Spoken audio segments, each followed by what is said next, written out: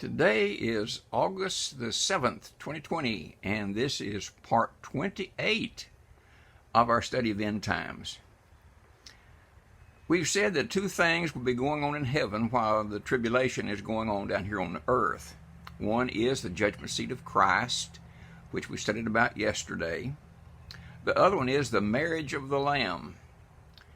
Now, I'll just have to admit right now that I don't understand all I know about this, and I'll tell you more about that as we go along. But we're going to read in Revelation first, chapter 19, verses 7, 8, and 9. It says, "Let us be glad and rejoice, and give honor unto him, unto Jesus, for the marriage of the Lamb is come, and his wife hath made herself ready. And to her was granted that she should be arrayed in fine linen, clean and white. For the fine linen is the righteousness of saints. And he saith unto me, Write, Blessed are they which are called unto the marriage supper of the Lamb. And he saith unto me, These are the true sayings of God." So there's going to be a marriage in heaven, and a great marriage supper in heaven. Let me try to explain the best I understand about marriages in Jesus' day. Number one is that they were arranged marriages. The parents or the father of a girl and the father of a boy would get together and decide that they would be a good match. And they would discuss matters, and they would talk about the amount that would be paid to the bride's parents from the groom, and they agreed on the bride price.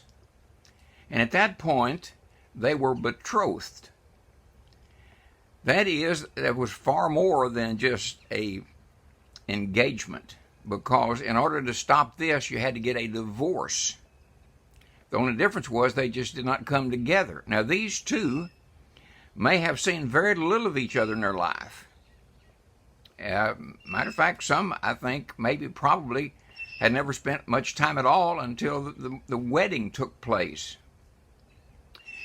Now then, after the betrothal period, the boy would go back to his father's house and would make things ready. He would either take a section of the home and make it ready, or he would build another section on the house, and it would be ready for the wife. And sometimes this would take a year. And then when he was ready, he would go after his bride.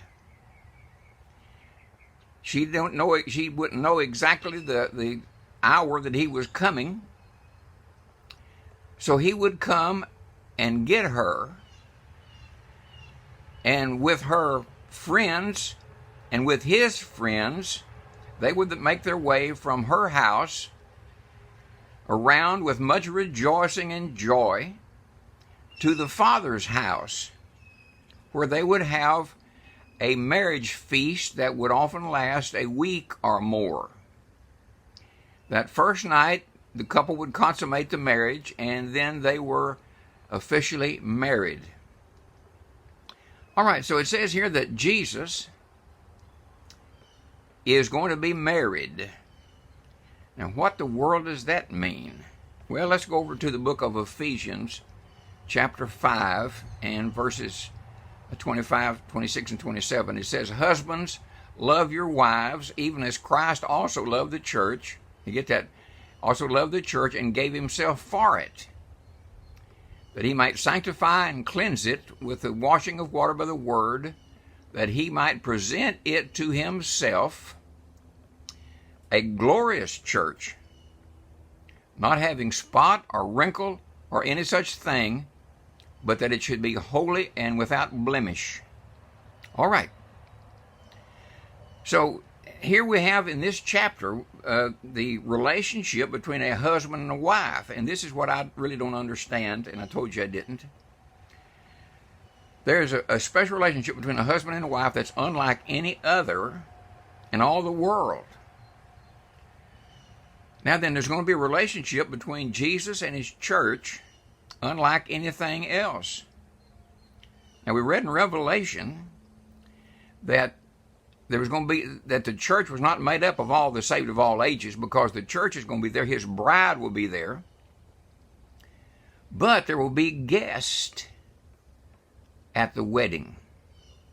So there's two groups of people there, the bride and then the wedding guest will be there. Now then, it's plain here in the book of Ephesians, in chapter 5, where we read on down verse 32, it says, this is a great mystery. Now, he just talked about the relationship between a husband and wife. And so this is a great mystery, but I speak concerning Christ and the church. So the bride of Christ is the church. Well, our time has run out again already, and so we're going to have to stop right here, and we'll pick up the wedding supper and the bride in the morning. So until then, I hope you have a fantastic day today.